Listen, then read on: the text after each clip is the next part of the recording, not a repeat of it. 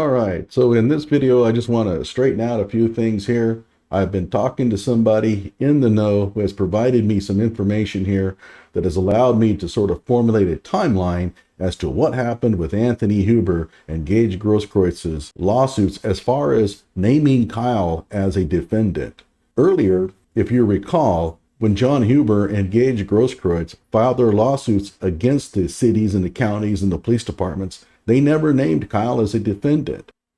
I assumed then that they weren't really interested in going after Kyle so much as they were the cities and police departments, because those are the entities that have the money, and that they were forced to add Kyle on, and that a judge forced them to add Kyle on because he was materially important to the turn of events or something like that. I can't recall. Well, at any rate, what we're going to do is go through the timeline of what happened, and then it all makes sense now. Hello out there. I am trying to get through. With his powerful brainwaves cradled in the warmth of reasoning, it's time for Johnnie Walker Dread to straighten you out on a thing or two. Emanating all the way from exciting Las Vegas, Oklahoma, it's the Johnnie Walker Dread Show. Okay, so let's first concentrate on Anthony Huber. So here is what took place. The Huber estate claim was initially filed on August 17th, 2021. This is well before the trial, which occurred in later November. Kyle was not listed as a defendant.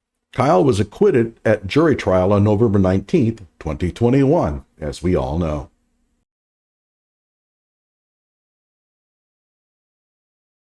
On November 19th, 2021, the Fight Back Foundation filed a motion in the criminal case requesting that the entire $2 million be returned to them. This is the same day as the verdict. They didn't waste any time. On November 19th, 2021, same day, Kyle files a motion in the criminal case asking that the court wait to release any bond money until a hearing can occur. On December 6, 2021, the court scheduled a hearing in the criminal case regarding the disposition of the bond, which was to occur on January 28, 2022, about a month and a half later.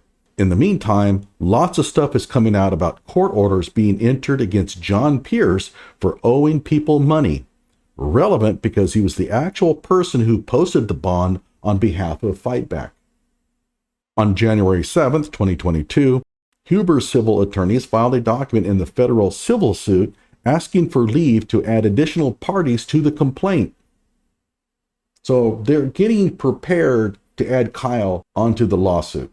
On January 27th, this is the day before the bail bond money is to be released, during the morning, creditors of Pierce filed a motion in the criminal case asking that they receive the $2 million bond to satisfy Pierce's debts, because he was the one who physically posted the bond.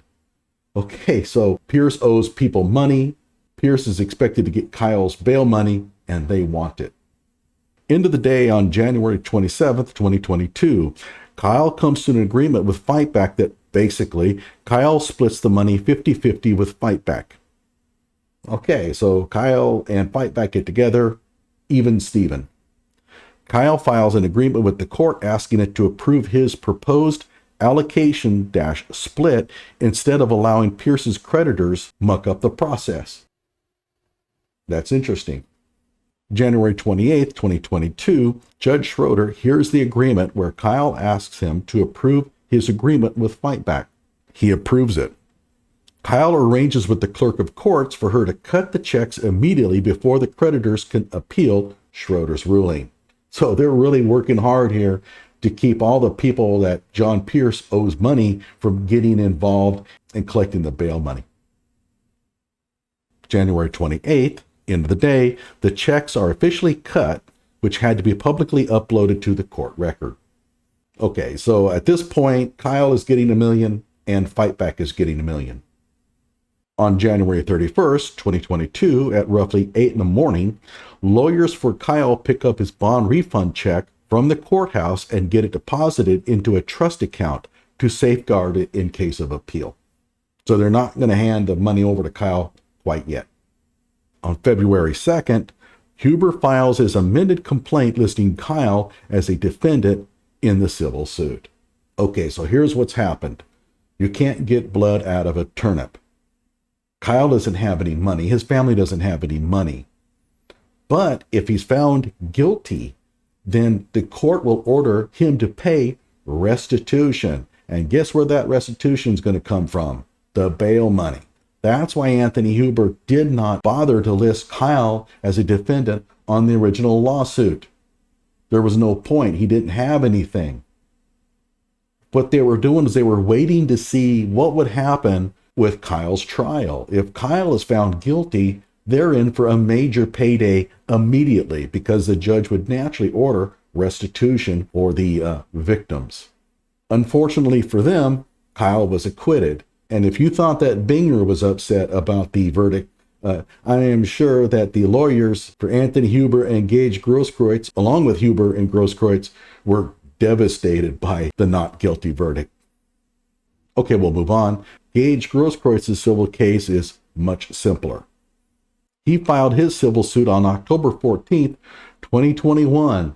This was very strategic. He's going to be called as a witness in the upcoming trial, which is going to take place about a month later. So let's file a lawsuit against the defendant based on Gage Grosskreitz's interactions with the defendant, have him peppered by the defense while he's on the stand.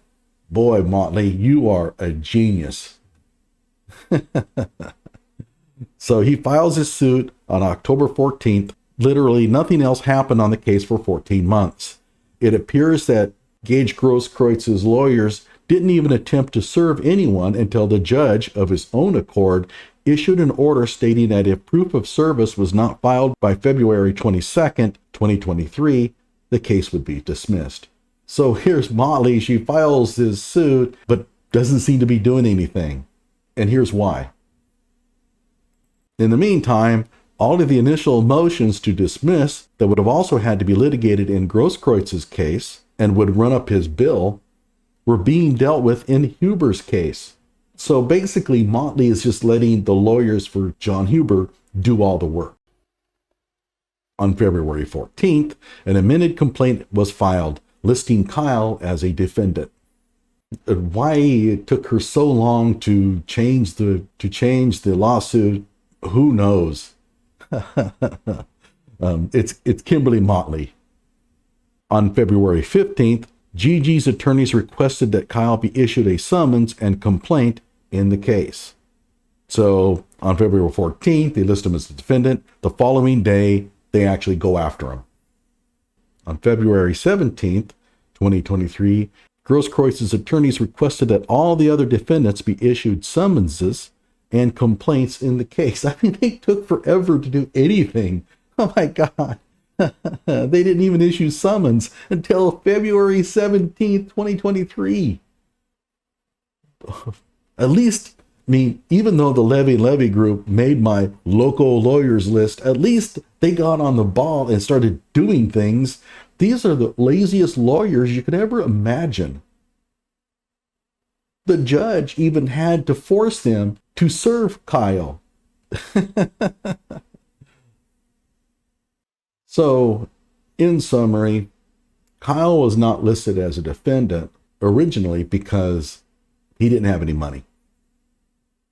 But there was this restitution that was going to be handed out, and the lawyers for Gage Grosskreutz and John Huber were licking their chops, practically wetting themselves over the possibility of making some really free, easy money. But Kyle was acquitted, and now the lawyers have to go work for it. The Levy group that was representing Anthony Huber got to work immediately.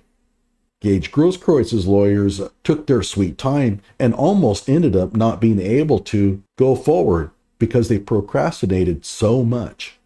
At any rate, that's my take on it.